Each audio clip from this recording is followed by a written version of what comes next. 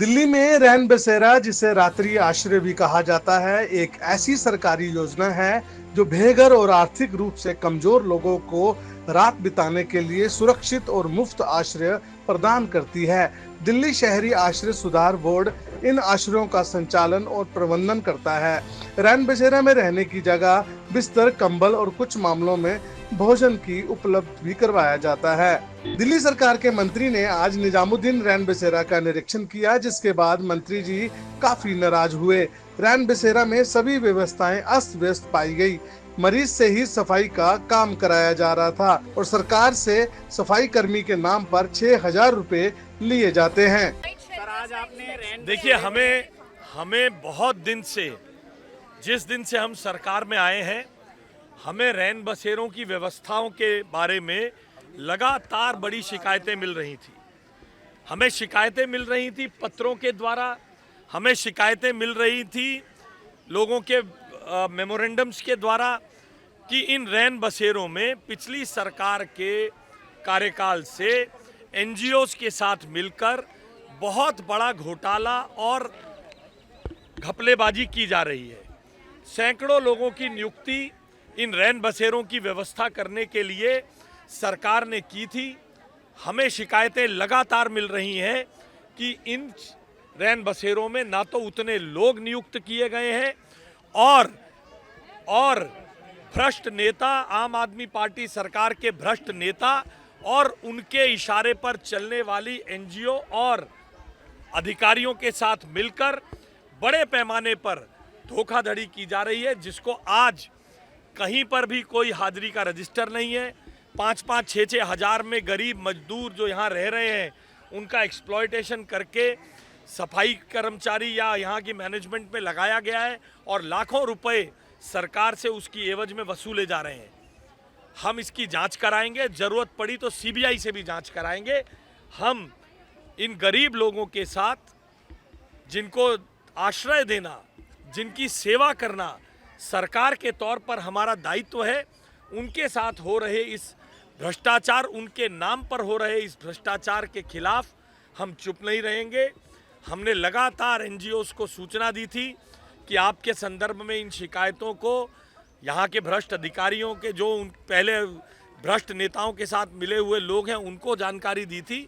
मगर अब मुझे लगता है कि समय आ गया है, इसकी गंभीर जांच हो, ज़रूरत पड़ने पर सीबीआई से भी जांच कराई जाएगी और पिछली सरकार में के समय से जो इस भ्रष्टाचार में लिप्त हैं, चाहे वो नेता हो, चाहे उनके साथ मिले हुई एनजीओ हो या सरकार के कोई अधिकारी, सबसे जिसने जनता का खाया है उसे वापस लौटाना पड़ेगा। इसमें हम निजामुद्दीन सराय काले खां जो आश्रय गृह हैं उन पर मौजूद हैं। आपको यहाँ की मौजूदा हालात दिखा दें।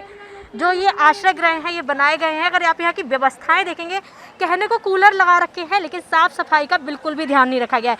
मंत्री जी यहाँ आकर पूरी हिदायत दे के गए हैं, अगर आप इसमें अंदर घुसेंगे तो आप 2 मिनट के लिए भी नहीं रह पाएंगे, क्योंकि यहाँ पर इतनी ज़्यादा गंदगी दिखाई गई है। और मंत्री जी ने पुरानी सरकार को भी जमकर उन्होंने लताड़ा। उनकी तरफ से कहा गया है कि सीबीआई और ईडी की जाँच बिठाई जाएगी, क्योंकि मंत्री जी जो हैं यहाँ के अधिकारियों को भी हिदायत देकर गए हैं। इसके साथ में कहीं ना कहीं मंत्री जी ने पूरी तरह से सभी लोगों से ये भी कहा है, या कि जांच पड़ताल भी की है, तो यहाँ पर ना सफाई कर्मचारी पाए गए हैं, ना अटेंडेंट, बल्कि जो यहाँ पर लोग रह रहे हैं उन्हीं को सफाई कर्मचारी बनाकर उनसे सफाई करवाई जा रही है, बल्कि सरकार से उनके नाम पर 6,000 रुपए लिए जा रहे हैं।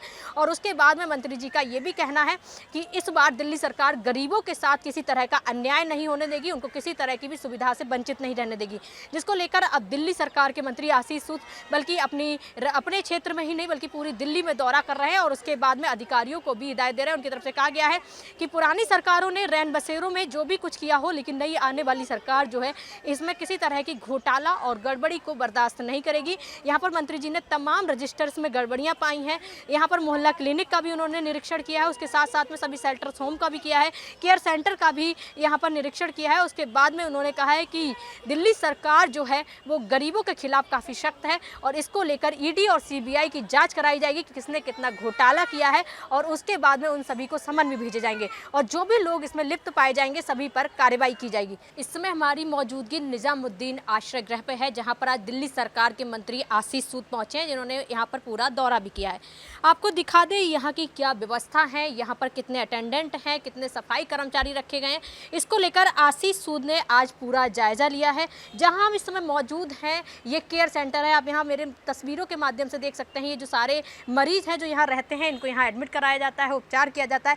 लेकिन कई गड़बड़ियाँ जो हैं इसमें पाई गई हैं। दिल्ली सरकार के मंत्री आशीष सूद काफ़ी नाराज होते हुए नजर आए। उनके द्वारा कहा गया है कि पिछली सरकार ने तमाम पैसा जो सरकार से लिया है उसके बाद भी यहाँ पर व्यवस्थाएं नहीं की हैं। हालांकि जो सफाई है वो भी जो है यहाँ पर जो मरीज मौजूद हैं उन्हीं से कराई जा रही है। गरीबों को लेकर दिल्ली सरकार जो है वो काफ़ी सख्त नजर आ रही है और दिल्ली सरकार की तरफ से तमाम आदेश जो है वो दिए गए हैं। आशीष सूद की तरफ से ये भी कहा गया है पिछले 3 महीने से इन लोगों से कहा जा रहा था कि जो यहाँ व्यवस्थाएं हैं वो दुरुस्त की जाएं, लेकिन उसके बाद भी कोई सुधार नहीं किया गया, जिसको लेकर आज मंत्री जी ने काफ़ी नाराज भी हुए। ये हमारे साथ गौतम जी हैं, इनसे बातचीत कर लेते हैं। सर कब से काम कर रहे हैं? मैम मुझे हो गया 5-6 साल। 5-6 साल।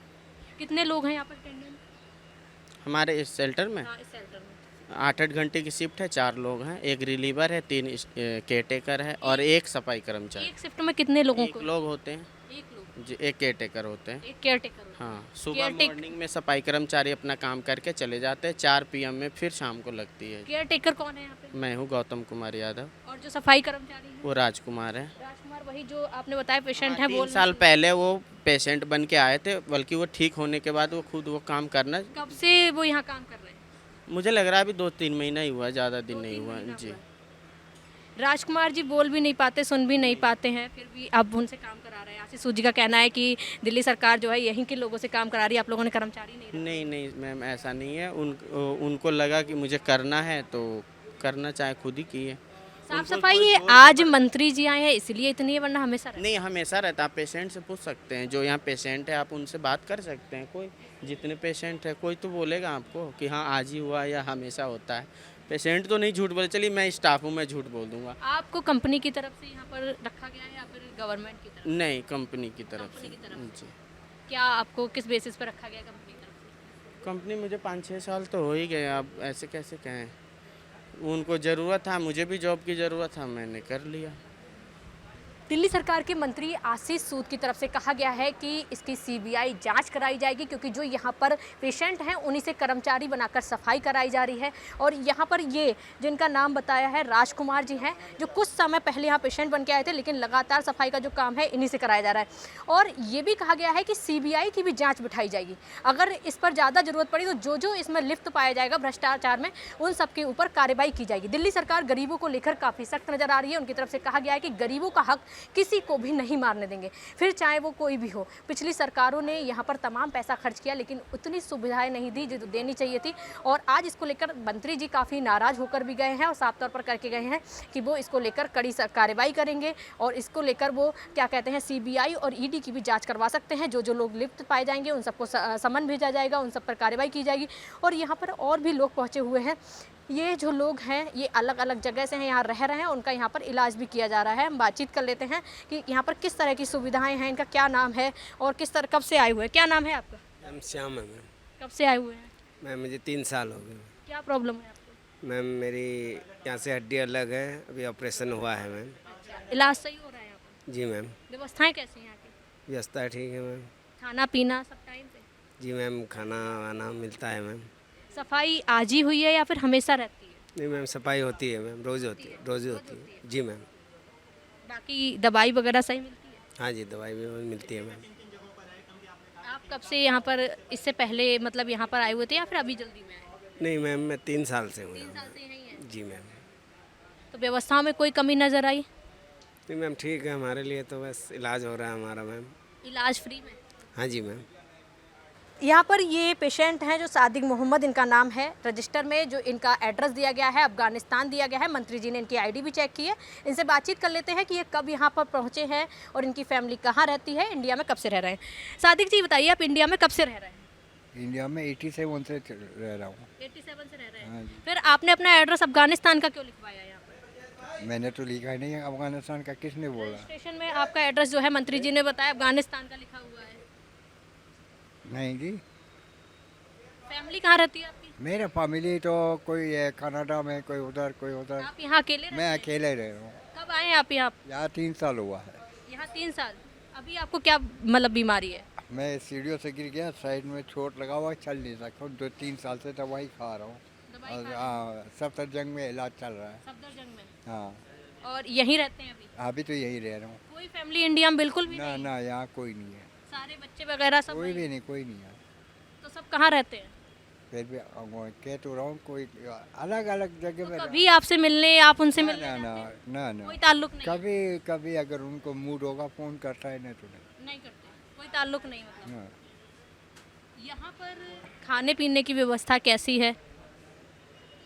सही है, ऊपर वाले का शुक्र है, जैसा भी है उल्टा सीधा जो भी मिल रहा है तो शुक्र है, ना शुक्र नहीं करते हैं। बाकी आप लोग खुद आकर चेक कर लो। सर लेकिन एक सवाल फिर भी बना हुआ है कि रजिस्टर में आपके एड्रेस में इन्होंने अफगानिस्तान क्यों लिखा है? उन्होंने लिखा अफगानिस्तान, अफगानी के नाम से लिखा होगा, मगर मेरा एड्रेस तो ये है। यूनाइटेड नेशन ऑफिस में तो हर जगह है। सर आपका एड्रेस यहाँ भी तो लिखा है कंट्री ओरिजिन अफगानिस्तान। हाँ तो इंटरनेशनल वो है ना, कि मैं खुद कह रहा हूँ कि मैं अफगानिस्तान काबुल का हूँ। 40 साल हो गए यहाँ रह रहा हूँ। 40 साल हो गए फिर भी? अब यूनाइटेड नेशन ऑफिस कार्ड देखो, बाकी आप यूनाइटेड नेशन ऑफिस से बात कर लो, वहाँ से सारा प्रूफ आपको मिल जाएगा। 40 साल पहले आपका यहाँ दिल्ली में ही रह रहे थे या फिर कहीं और इंडिया में? यहीं रह रहा था, दिल्ली में। कहाँ घर था? लाजपत नगर में, क्या नाम है, डिफेंस कॉलोनी में, साउथिक पे, रेंट पे या फिर रेंट पे, permanent कहीं घर था? रेंट क्या करते थे इससे पहले आप? ड्राइवरिंग कर रहा था। ड्राइवरी करते थे? हाँ। अच्छा, तो आप अकेले ही आए थे, कोई फैमिली मेंबर कभी नहीं था? शुरू से ही सब बाहर रह रहे नहीं, मैं अकेला था। अकेले ही रह रहे? हाँ। ये सादिक मोहम्मद जी हैं जिनका ओरिजिन ऑफ कंट्री जो है अफगानिस्तान है, ये इंडिया में रह रहे हैं। इनका कहना है कि 40 साल से रह रहे हैं। इनका जो एड्रेस लिखा गया है यहाँ के रजिस्टर में वो भी अफगानिस्तान का लिखा गया है।